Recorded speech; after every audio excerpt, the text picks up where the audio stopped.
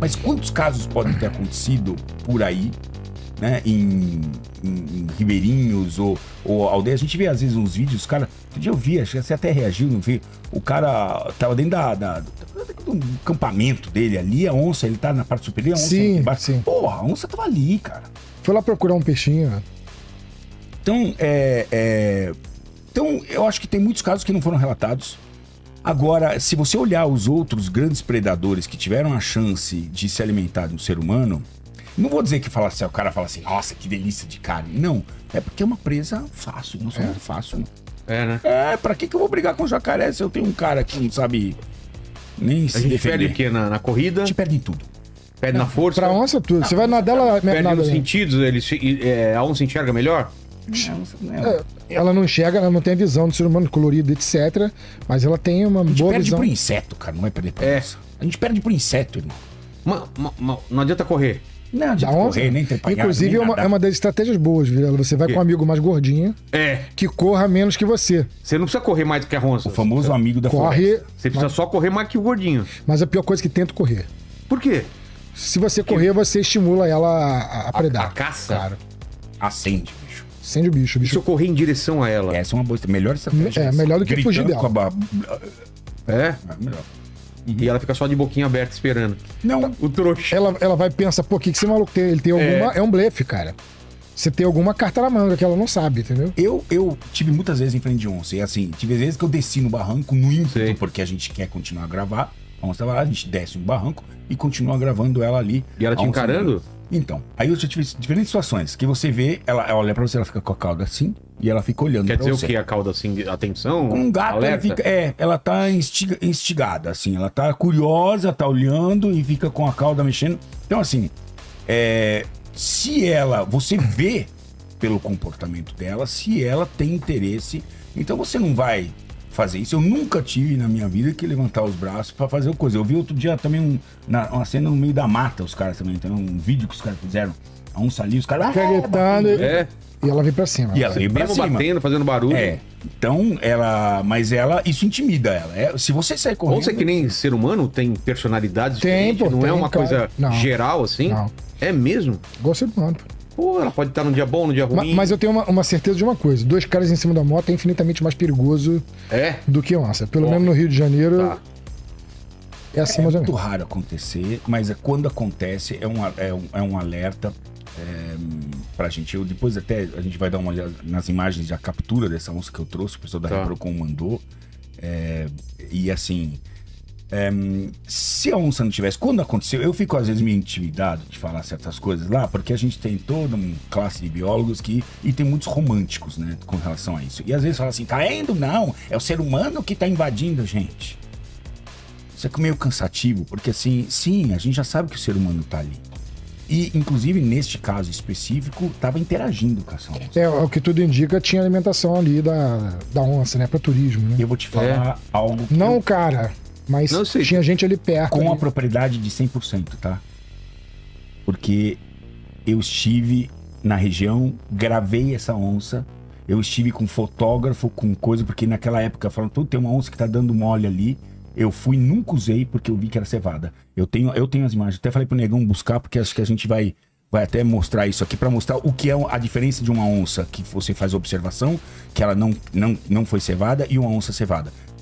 Eu tava gravando na época pra Brasil Biomas. A cevada fica te querendo ali, né? Ela fica esperando você dar alguma coisa. Não, ela desceu o barranco, ela sentou na frente da proa do barco, esperando o peixe. Cara. Ponto final. Eu tô te falando com Sim, toda a propriedade. sim. Não foi alguém que me contou. Tô te falando, essa onça, nós gravamos. Quando eu vi isso, eu falei, pode parar de gravar. Essa onça não serve, porque é evidente que ela está acostumada com peixe. E eu não vou pôr no programa um bicho desse, entendeu? Porque não é isso que a gente quer, né? Mas era evidente. E eu tinha esquecido, minha fotógrafa até me ligou e falou, a gente comprou mel, você foi na casa do cara aí, comprou mel lá, esqueci o nome do senhor. Seu Jorge. Seu Jorge, infelizmente, foi embora. Você comprou, você conversou com ele, eu não tinha, nem lembrava disso, que a gente comprou o mel dele, mas eu lembro da onça. Então, assim, 100% de certeza, a gente não tem dúvida, eu estava lá, esse bicho era cevado. Então tá aí, o próprio Richard tava lá, né, cara? Eu estava lá e tenho imagens aí, eu não sei se guardam porque eu não usei, porque eram péssimas. Porque quando quiser passar o vídeo... São outras imagens que a gente trouxe, a captura dela. Né? Um trabalho incrível do pessoal da Reprocon. Geri Edson, né, que comanda a Reprocon, são os pesquisadores hoje que têm o maior acervo de sêmen congelado de onça pintada no Brasil, né, tanto ex situ como in situ. E essa onça tinha que ser retirada. Eu não queria dizer nada, mas tinha que ser. Por quê? Porque ou a população ia matar. Sim, faz parte do protocolo. Isso foi uma coisa que me chateou um pouco, porque o pessoal me perguntou, a Globo me procurou, a Metrópolis procurou e perguntou, o que faz com a onça? Olha, no protocolo internacional, você tem duas opções. Uma é o abate, a outra é a retirada do bicho. No Brasil, não há o hábito do abate. Apesar de previsto em lei. Apesar de... Você não tem um hábito, porque isso causa comoção, etc. Mas o que acontece? Você precisa tirar o animal dali para evitar maiores problemas. Então, mesmo que seja ou não seja onça, tu tem que intervir de alguma maneira para que as pessoas não vão lá fazer a caça às bruxas. Exato. Inclusive, na minha concepção, eu acho que eles mataram a onça que realmente causou o problema. Aquela onça que eles capturaram já era uma onça com 8, 10 anos, tava com os dentes caindo. Isso indica ataque, tá? Porque a onça, ela não é uma predadora de ser humano. Como é que a onça aprende a caçar? Ela aprende a caçar com a mãe. Então as mães não caçam seres humanos. Para isso acontecer, tem que ser uma coisa esporádica. Geralmente são pessoas, são onças que estão assim, com problema de cegueira, problema de dentição, não consegue ir lá caçar a capivara, não consegue caçar o jacaré. E aí pode acontecer dela atacar o ser humano. E aí, muitas das vezes, o cara consegue escapar até. Porém, se a onça for juvenil e ela tentar, ela é muito mais eficiente do que os outros predadores. Os outros predadores veem o ser humano como um possível alimento. Leopardo tem leopardo que 80% da dieta dele é primata, é algum tipo de macaco. Inclusive grandes símios. Então quando ele olha pro ser humano, querendo a gente ou não... É parecido. Querendo a gente ou não, o leopardo vai te enxergar como mais um macaco. Dando mole. A onça...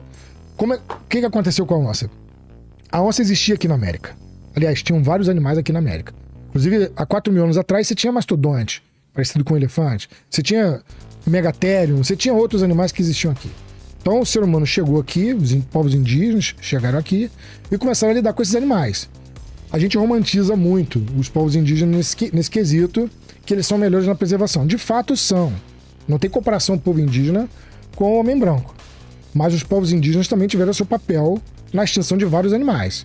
E a onça provavelmente se deu muito bem com eles, apesar de serem mortas. Porque tá perto da aldeia, o cara vai o indígena ele não quer, pode pegar uma criança, pode acontecer um revés. Mas isso foi selecionando a onça a tentar fugir do ser humano. Exatamente. Ela tenta fugir. Agora, um tigre, um leão, um urso, é diferente. Então são raros os ataques. Mas eles acontecem. A gente fala... É engraçado que a gente chega e fala, galera, os ataques são incomuns. Aí o pessoal, tá vendo? O biólogo fala que não acontece. Não, aí tu não precisa de um biólogo, pô. Tu precisa de um professor de português, pô. Isso que você falou que é importante. Que é incomum, não quer dizer que não aconteça. Eu entendi o que você falou, mas talvez as pessoas não tenham entendido.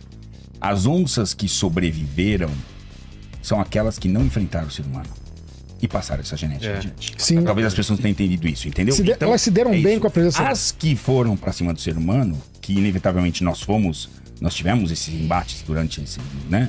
A onça sempre tem um papel histórico na Mesoamérica aqui, como um animal de poder, de respeito. Só os caras que eram os top podiam ter a roupa até hoje, né? Nas aldeias, quem usa a pele da onça é quem tem poder. Mas as que enfrentaram, que têm essa genética, morreram. Então, as que não enfrentaram foram aquelas que passaram a genética. Então, por isso que nós não fazemos parte do cardápio, porque foram selecionadas aquelas que se lascaram. E elas se deram bem. Porque tinha outra... Cara, é engraçado isso. É uma pergunta que eu queria te fazer, Richard. Quando você vê os outros continentes, quando você vê a Ásia, você vê a Índia, por exemplo, tu tem tigre, elefante, rinoceronte, tem leão na Índia. Tu vai na África, são bichos enormes. Você vai na América do Norte, são bichos enormes. A América do Sul é vazio. Você não vê esses bichos grandões. O maior mamífero que a gente tem é a anta. Agora, existiam grandes animais aqui com a própria chegada do ser humano. Como é que é essa sensação, Richard, de viajar nos outros continentes e ver os bichos gigantescos e aqui... Mas é por causa da vegetação? A gente foi muito eficiente aqui. Quando o homem chegou aqui, ele já era muito eficiente na caça. Né? É a suposição. Sim, né? Então... Você teve o surgimento do istmo do Panamá, E houve esse conflito dos animais da América do Norte para a América do Sul, onde você teve uma grande extinção também. Uma baita extinção. Tinha tigre dente de sabre aqui, cara. Tinha dente de sabre, mastodonte. A gente tinha... Encontraram alguma coisa? O megatério tem gigante, tinha tatu gigante. Era um lugar da megafauna que a gente chama. Caras tudo grandes, enormes, 3, 4 metros. Onde é Itu hoje, acharam essas coisas? Porque tudo era gigante, era por causa do tipo de... Itu não. Não, desses animais no passado, porque era outro tipo de em todos os continentes tinham animais grandes, que a gente chama de megafauna. No caso da Austrália, a Austrália ficou isolada, mas ela teve a sua extinção também, com a chegada inclusive do ser humano lá. Você tinha o tigre marsupial, você teve vários eventos Você tinha a Megalânia, que era um lagartão maior do que o dragão de Komodo. Quase o dobro do tamanho do dragão de Komodo. Como chama? Megalânia. Vê se acha isso daí, quero ver esse bicho. Megalânia. É igual um dragão de Komodo, só que o dobro do tamanho. Tá. Chega a 500 quilos. E aqui na América do Sul você tinha uma quantidade absurda de animais grandes. A América do Norte era povoada por cavalos, por exemplo. Só que quando houve o Istmo do Panamá, ele surgiu, você teve esse conflito dos animais. E no caso da Sibéria ali, aquela região da Ásia, você tinha grandes animais ali como mamutes, rinocerontes, gigantescos. Você tinha animais ali que eram muito, muito grandes. Os seres humanos, muito provavelmente, quase que com certeza, foram responsáveis por grande parte dessa mortandade, além de outros problemas, além de outros eventos, é claro. Mas aqueles animais que ficaram grandões lá, eles já entravam em conflitos há muito tempo. Então eles ficaram assim meio que mais poderosos, entende? Olha lá o bicho, ó. Aí só é uma reconstrução do Megalânia, né? Que tamanho que tinha isso aí? A gente estima que ele poderia chegar a quase 500 quilos. Pô. O homem, sem dúvida, foi presa de animais. Sem dúvida nenhuma. E ele foi com a capacidade, né? Foi aprendendo... Se organizar. O homem saiu da África, né? Então, tem muita gente que fala assim, os animais lá ainda são grandes, tem megafauna lá, por conta que o homem ainda é ineficiente. O homem era ineficiente ainda na caça. Aí o homem foi, né? Saiu da África, foi para a esquerda e para a direita, né? E aí ele começou a adquirir mais conhecimento. E aí quando chegou aqui, né? O homem aqui na América, ele era um caçador eficientíssimo. Ele fez super eficiente. Então... Já tinha diminuído a fauna. Já tinha diminuído pelo próprio conflito da fauna. A onça, ela é original é um animal que vem descendo. O ancestral dela desceu da América do Norte para a América do Sul.